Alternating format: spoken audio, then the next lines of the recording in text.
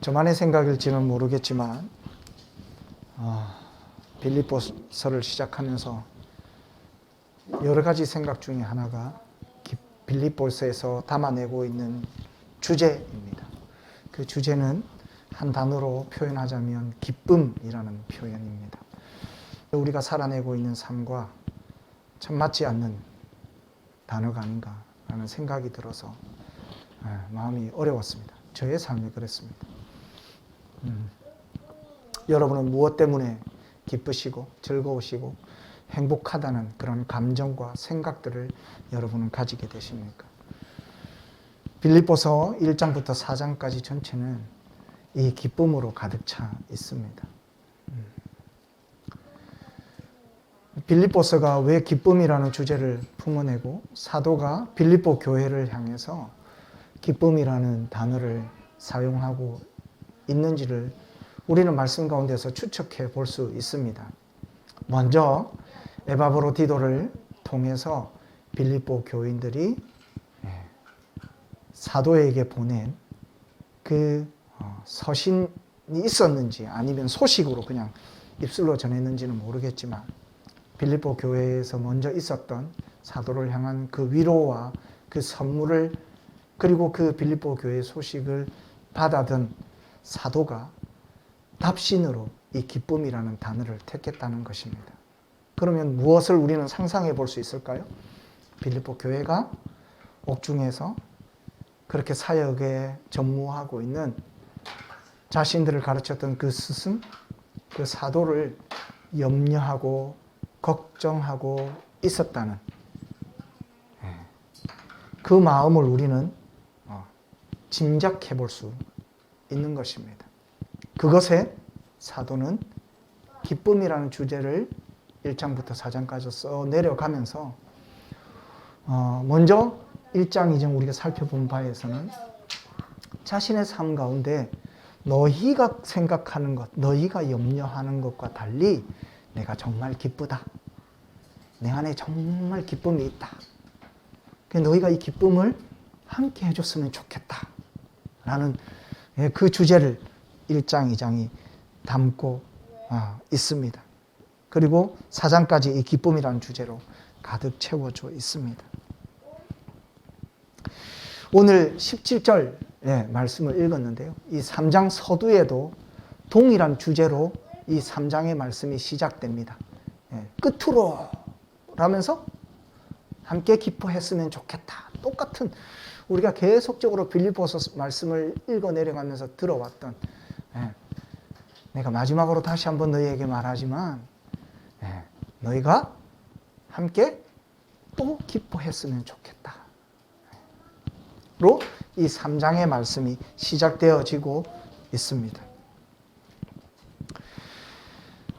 이 17절 말씀, 이 기뻐하라 라는 이 주제로, 동일한 주제로 시작되어진 말씀이 이 3장 17절에 오게 되면 이렇게 말씀하고 있습니다. 형제들아, 너희는 함께 나를 본받으라. 무엇을 본받으라는 겁니까? 기뻐하라는 주제로 시작했으니 사도 안에 있는 그 기쁨을 너희가 본받으라. 어떤 기쁨이죠? 자신의 상황이 어떠하든지 전파되는 예수 그리스도의 그 이름으로 말미암아 기뻐하는 그 사도의 마음. 그리고 심지어 오늘 17절의 말씀에서는 우리를 본받으라 라고 말씀합니다. 다수가 등장합니다. 그리고 또 그와 같이 행하는 자들을 어떻게? 눈여겨보라는 것이죠. 그렇게 말씀이 오늘 본문이 시작되어지고 있습니다. 여러분, 여러분의 삶 가운데서도 사도 바울이 그의 삶 가운데서 그의 사역 가운데서 누렸던 그 기쁨이 다시 한번 여러분의 삶 가운데 충만하게 되기를 간절히 축복합니다. 이 말씀은 계속적으로 우리의 삶 가운데로 침투해서 우리의 그리스도인의 삶이 기쁘기를 소망하고 있는 거예요. 기쁨으로 채워지고 기쁨이 충만하게 되기를 원하고 있습니다.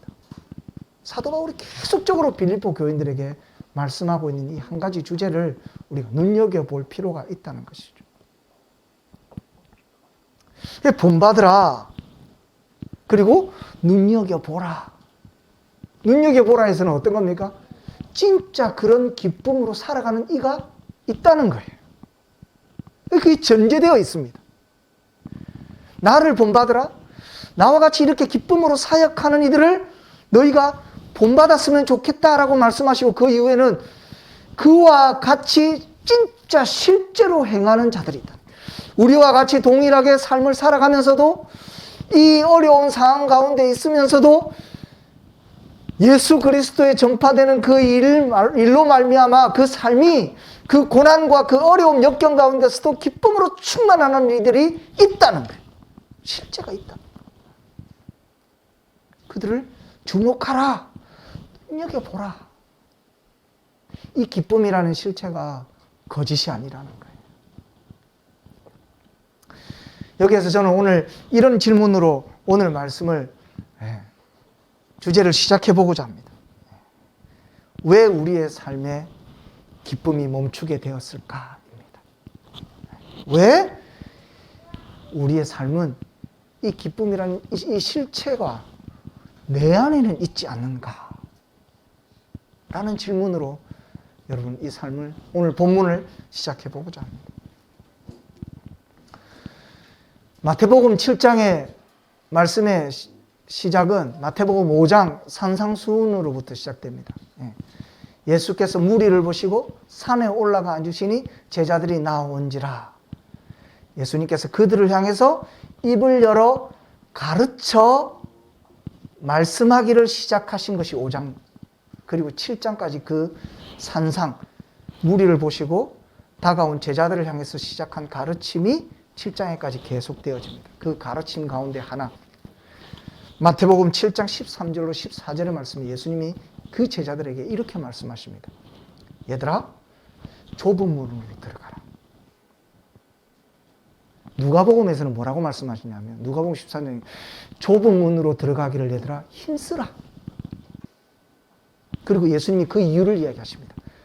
왜냐하면 얘들아, 왜 너희가 좁은 문으로 들어가기를 힘써야 되냐면 멸망으로 인도하는 문이 크다. 그리고 그 길이 넓다. 그래서 멸망으로 인도하는 문이지만 심지어 그 문을 향해서 가는 사람들이 많다. 그러니까 너희들은 좁은 문으로 들어가기를 힘썼으면 좋겠다. 왜냐하면 넓고 많은 사람들이 향하는 그 길은 멸망으로 가는 길이니까 너희들은 오히려 넓고 많은 사람들이 향하는 길이 아니라 좁은 문으로 갔으면 좋겠다. 왜냐하면 생명으로 인도하는 문, 멸망이 아니라 생명으로 인도하는 문은 좁고 그 길이 협착하여 심지어 그 길을 찾는 사람들이 적기 때문에 그렇다. 예수님이 이렇게 제자들에게 말씀하세요. 저는 오늘 제목을 다수 대 소수로 이렇게 정했습니다. 나를 본받고 우리를 본받고 그와 같이 행하는 사람들을 너희가 눈여겨보아서 너희의 삶 가운데 기쁨이 회복되기를 원하는, 우리의 삶 가운데 그 기쁨이 실체가 되기를 원하는 그 사도의 말씀, 그 말씀이 17절로 시작되어서 18절에 어떤 말씀이 등장하는가 하니 그리스도의 십자가의 원수로 행하는 자들이 있다. 그리고 그 18절의 시작이 여러 사람들이 그러하다라고 설명합니다.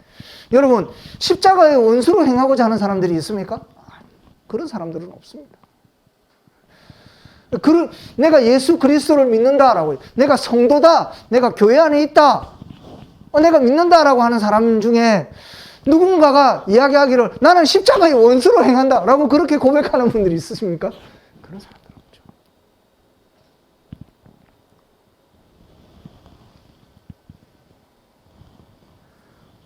왜 여러 사람들의 십자가의 원수로 행하는 것을 여기에서 들고 있을까?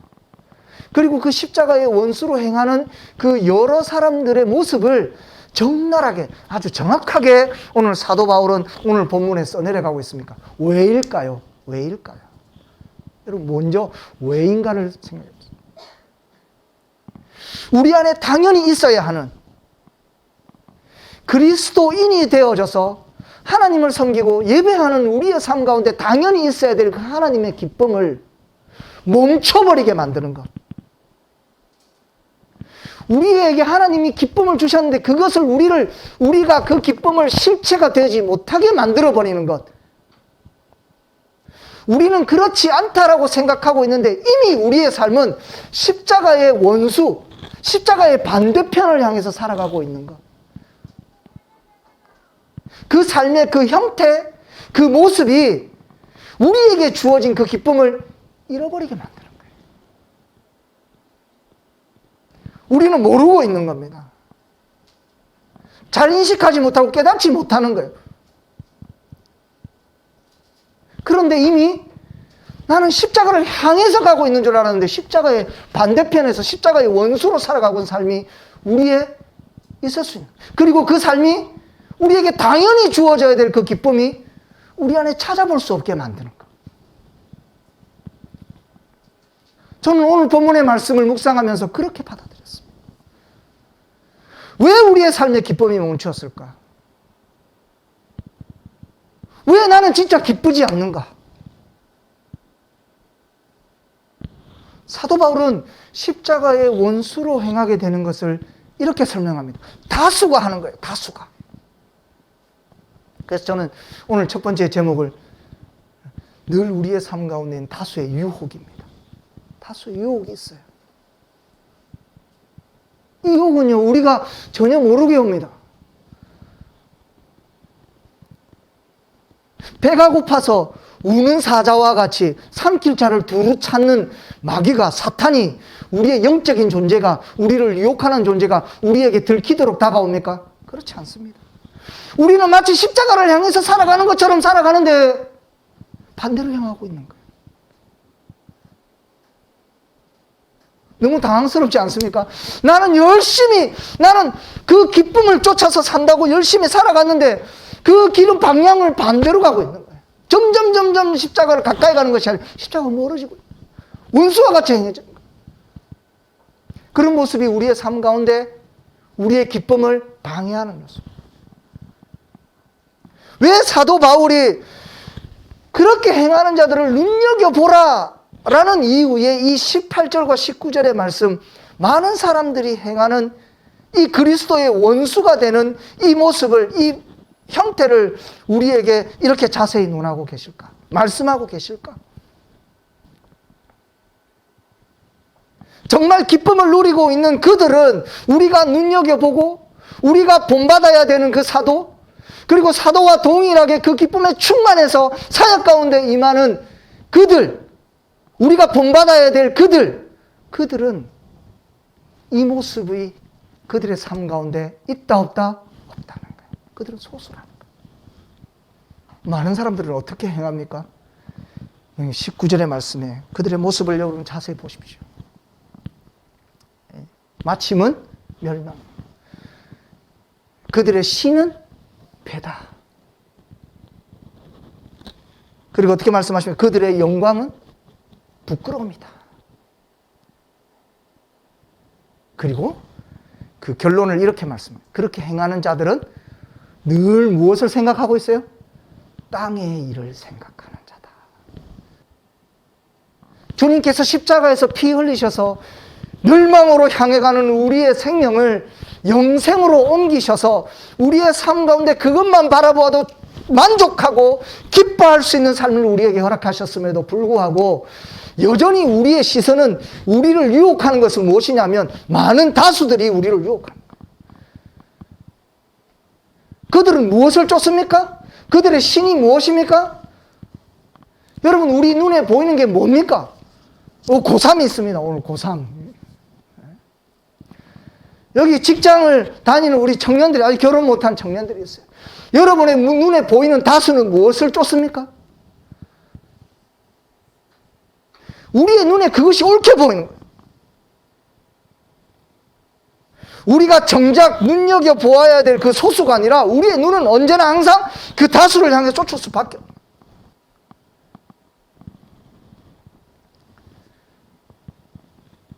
오늘 멸망이라는 이 단어, 원어를 살펴보면 이 단어의 의미가 상실이 있어요. 허무함이 있어요. 결론이 허무함에도 불구하고 그것을 쫓아가지 않습니까? 그것이 다수의 형태입니다. 그렇게 말씀하고 있어요. 결론이 정해져 있어요. 상실이에요. 허무해요. 아무것도 남지 않아요. 그런데 그것을 열심히 쫓아가요.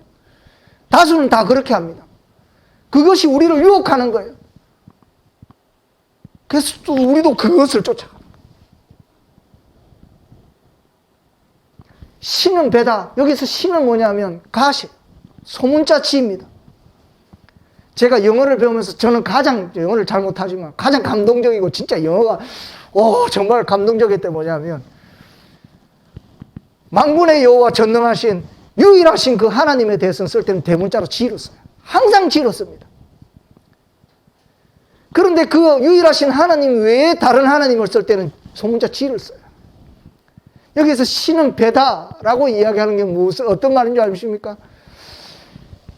세상의 다수는 우리를 유혹하는 하나님이 주신 그 기쁨을 잃어버리게 만드는 우리의 눈에 보이는 그 다수들의 유혹들은 뭐냐면 배를 신으로 만드는 거예요. 온갖 신들이 다 있습니다. 여러분 그것을 우리가 뭐라고 이야기합니까? 물질 만능주의 세대. 물질이 신이 되는 거예요. 물질이 신이 되는 거예요. 그것만 있습니까? 여러분 극단적인 개인주의. 그것도 신이에요. 자신이 신인 거예요. 내가 신이야. 내가 하는 결단이 옳고 내가 배운 것이 옳고 그래서 남은 무조건 아닌 거예요. 그래서 심지어 요즘은 어떻게 합니까? 부모도 틀렸어. 부모도 필요 없어.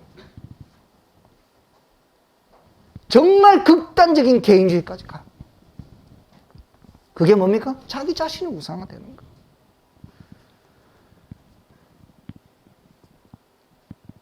그리고 그 많은 다수들이 우리를 유혹하는 건 뭡니까? 부끄러움을 잃어버린 세대. 부끄러운지도 몰라요. 왜? 무조건 자기가 옳다고 생각하니까. 부끄러운지도 몰라요. 부끄러움을 잃어버렸어요. 남을 속이고 빼앗고 내가 좋으면 되는 거예요. 남이 피해를 받아도 관계없는 거예요.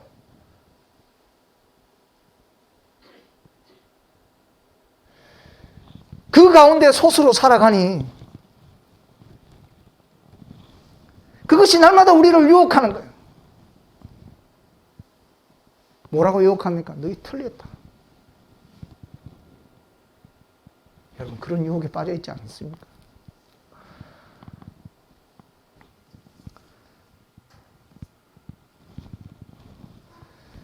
다시 한 번 더 말씀드리지만 이 많은 다수들이 우리에게 이야기하는 이 유혹들은 오늘 18절 말씀에 분명히 우리에게 증거하는 그리스도 십자가의 원수가 되는 행동임을 여러분 꼭 기억하십시오. 십자가의 반대편으로 향해 가는 길임을 여러분 인지하십시오. 다시 한번 이 빌립보의 주제를 통해서 여러분들에게 말씀드리면 여러분 이런 많은 다수들이 우리에게 보여주는 길을 우리의 삶 가운데 적용시키게 된다면 우리의 삶 가운데 묻어내게 된다면 우리의 삶이 그 많은 다수들이 행하는 것에 스며들게 된다면 우리는 조금씩 예수 그리스도의 십자가로 말미암는 우리의 삶에 주어진 그 기쁨을 조금씩 상실합니다. 그리고 20절과 21절에서 사도는 우리에게 이렇게 말씀합니다. 너희의 신분이 다르다. 너희는 다른 자이다. 그 다수 가운데 살아가는 소수이지만 너희는 다르다. 어떤 너희는 소수이냐? 여러분 우리는 하늘의 시민권이 있는 자인 줄 여러분 믿을 수 있기를 축복합니다. 이건 정해진 거예요. 불변입니다. 결코 변할 수 없습니다. 여러분 만약에 제 말씀이 거짓말 같으면 제 말을 믿을 수 없을 것 같으면 여러분 로마서 8장을 읽어보십시오. 29절부터 읽어보십시오. 29절부터 39절까지 읽어보십시오. 여러분 제 말은 거짓말이 아닙니다. 예수 그리스도의 십자가가 우리에게 허락하신 하나님이 사랑으로 말미암아 그 예수 그리스도가 십자가를 지신 그 피 흘리심의 이유가 거기 고스란히 묻어 있습니다. 그 사랑을 끊을 수 있습니까? 우리를 하늘의 시민권자로 인정하신 그 하나님의 사랑을 끊을 수 있는 것이 있습니까? 없습니다. 우리가 다수 가운데 유혹을 받아가고 그리고 우리가 시시때때로 그 유혹에 넘어져서 우리의 삶 가운데 기쁨을 잃어버릴지는 모르겠지만 다시금 여러분 설명하죠. 우리는 하늘의 시민권을 둔 자예요. 시민권을 어떻게 설명할까? 하늘의 시민권을 어떻게 설명할까? 외국에 나갔다가 한국에 들어와 보십시오. 어떤 일이 벌어집니까? 한국 사람은요, 총알같이 지나갑니다. 어떤 나라를 가도 마찬가지예요. 어떤 나라를 가도 마찬가지예요. 자국민들과 포리너, 외국인들은 분리됩니다. 그 나라의 자국민, 시민권자는 프리패스입니다. 그냥 갑니다. 왜냐하면 미리 다 그 사람의 신분이 다 확인되어졌고 그냥 요즘은 너무 빨라가지고요. 정말 이게 확인이 되는지도 의심스럽습니다. 그냥 스캔 한번 하면 그 사람 그냥 지나갑니다. 그렇지 않나요? 요즘 더 강화되었나요? 뭔가 문제가 있지 않는 한. 내국인들은 그냥 들어갑니다. 그 나라의 시민권자들은 그냥 들어갑니다. 여러분, 우리의 신분은 보장되어 있습니다. 멸망이 아니라 영생으로 보장되어 있는 사람들입니다. 이것은 불변입니다. 변하지 않는 거예요. 왜 사도가 20절과 21절의 말씀을 다시 한번 우리의 아이덴티티, 이 정체성, 우리의 시민권이 하늘에 있는 것을 우리에게 설명하고 있을까요? 다수가 말하고 있는 그것은 절대로 하늘의 시민권을 쥐어주지 않습니다. 18절과 19절, 20절과 21절을 분리해서 두 가지를 놓고 읽어보십시오.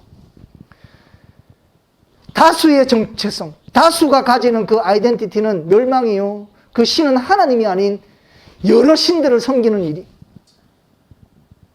그런데 하늘의 소수이기는 하지만 하늘의 시민권자를 두고 살아가는 그 두 개의 모습을 나란히 배열하고 있습니다.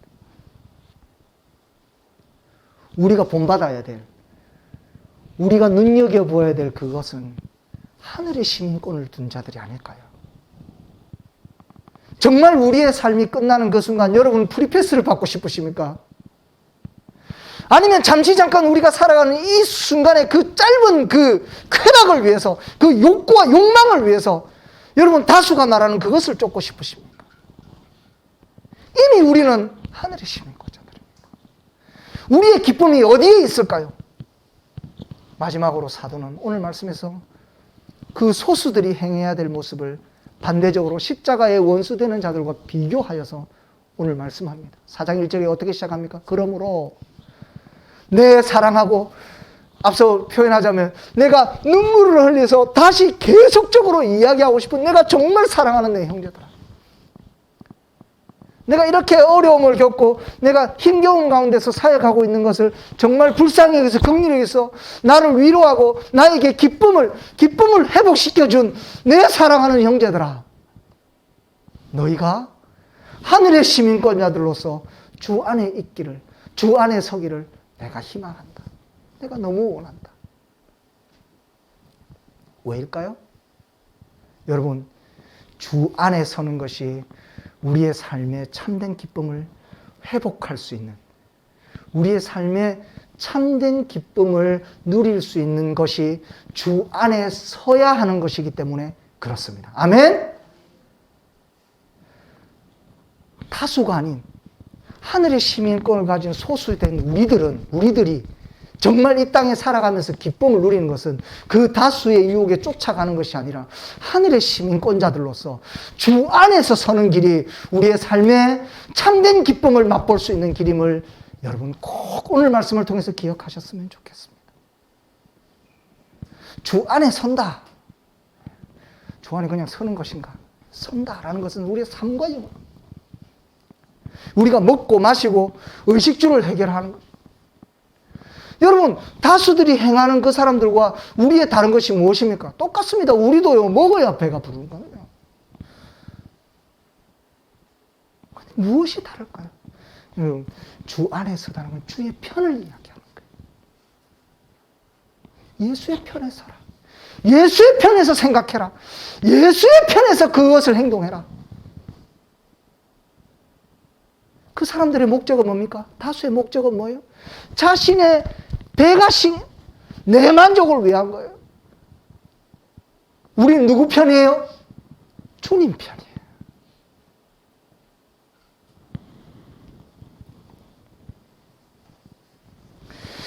우리는 여전히 땅의 일을 생각하지 않을 수 없습니다. 그렇지 않나요? 아니, 먹고 마시고 내 자식 대학 보내고 어떻게 내가 집에 어떤 집에 살고 그것 하고 우리가 벗어날 수 있습니까? 아닙니다. 그러면 우리는 다 신을 배로 삼은 자들입니까? 아니죠.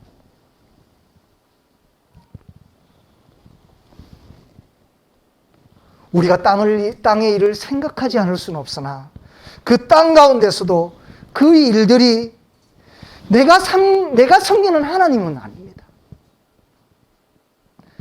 내가 먹고 마시는 그 일이, 그 물질이, 나에게 그것을 보장해주는 그 물질이 하나님이 아니에요. 하나님을 대신할 수 있는 것이 아닙니다. 그것이 우리의 영원한 삶을 보장하지 않는다니까요. 그것은 참된 기쁨이 될 수 없죠. 전부 대학을 가려고 노력합니다. 시험 쳐요. 여러분, 대학 간 기쁨이 얼마나 갈 것 같습니까? 여러분, 살아보셔서 알잖아요. 얼마나 갈 것 같습니까? 서울대 합격해서, 서울대 법대 합격해서, 의사가 되어서, 판사가 되어서 그 기쁨이 얼마나 갈 것 같습니까? 그 기쁨이 정말 영원한 기쁨을 가져다 줍니까? 일주일도 안 가더라고요. 대학 합격한 게 일주일도 안 갑니다. 조금 있으면 등록금 걱정해야 되고요. 조금 있으면 내가 살집 걱정해야 되고요. 어떻게 하면 내가 취직해야 될까 걱정.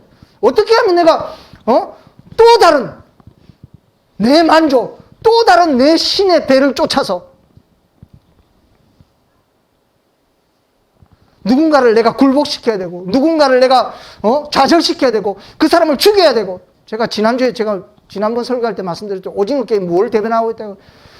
이 다수의 사람들의 모습을 정말 정확하게 보여주고 있어요. 그런 가운데 우리는 살아갑니다. 여러분, 우리가 땅의 일을 생각하지 않을 수는 없습니다. 그러나 여러분, 오늘 말씀 가운데서 하늘의 시민권자를 둔 줄 알아서 우리는 주의 편에 서야 합니다. 그것이 하나님이 되어서는 안 됩니다. 그것이 우리의 하나님이 되어서는 안 돼요. 내가 내 자신을 가꾸지 않을 수는 없습니다. 여러분, 건강하셔야 합니다. 건강한 육체가 있어야 합니다. 그런데 그 건강한 육체가 신이 되어서는 안 됩니다. 하나님이 되어서는 안 된다고요. 내가 섬기는 하나님이 되어서는 안 됩니다. 포기할 수 있어야 됩니다. 하나님을 위해서 그것을 포기할 수 있어야 돼요. 물질을 포기할 수 있어야 되고 그 시간을 포기할 수 있어야 됩니다. 그것이 하나님이 아닌 이유입니다. 하나님의 편에 선다, 주님의 편에 선다. 무엇이 다릅니까? 주님은요, 자기 아버지 하나님을 위해서 그분은요 모든 것을 내어놓으셨어요.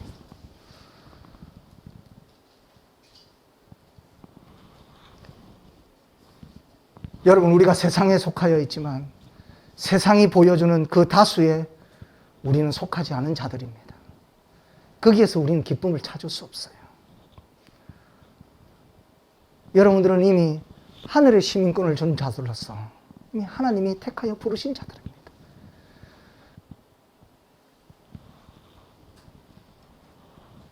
다수의 삶 가운데 살아가지만 하나님의 시민권, 우리에게 부여하신 그 하나님의 시민권으로 말미암아 이 세상에 살아가는 그 놀라운 기쁨과 감격이 회복될 수 있기를 소망합니다. 그리고 그 소수의 자들로서 하나님이 우리에게 부여하신 그 시민권자들로서 이 세상 가운데 다른 신이 아닌 온전히 우리에게 보여주신 그 살아계신 하나님을 섬기는 주님 편에 설 수 있는 저와 여러분들 되기를 소망합니다. 주님 편에 서십시오. 주님이 보여주신 것처럼 하나님을 위해서라면 내가 포기할 수 있는 거예요. 누군가를 배려할 수 있는 겁니다. 그것이 오히려 나의 자존감을 무너뜨리는 것이 아니라 내 자존심을 해치는 것이 아니라 내가 하나님 때문에 그러한 일이 있다면 그것이 오히려 우리의 삶 가운데 기쁨이 되기를 축원합니다. 그게 기쁨인 거예요. 내가 좀 없어도 내가 없는 가운데서 남을 나누는 것이 더 기쁨이 되는 거예요. 그게 무엇 때문에? 누구 때문에? 내가 주님 편에 있기 때문에. 내가 주님 안에 서 있기 때문에. 내가 주님 안에 서서 계속 살아가는 삶이기 때문에 그것이 우리의 기쁨이 됩니다. 그걸 생각하지 않으면 다수의 유혹에 빠지게 되면 그건 기쁨이 도저히 될 수 없죠. 세상의 다수에 우리가 있지 않기 때문에 여러분 좌절하거나 걱정하거나 염려하지 마십시오. 다수이지만 그게 틀린 거예요. 그게 멸망으로 가는 거예요. 우리의 길에 가는 사람들이 없고 좁고 보이고 협착하고 너무 협소해 보이고 너무 가는 길이 어렵지만 우리가 주님 편에서 그 소수의 길을 가고 있습니다. 여러분 꼭 기억하시고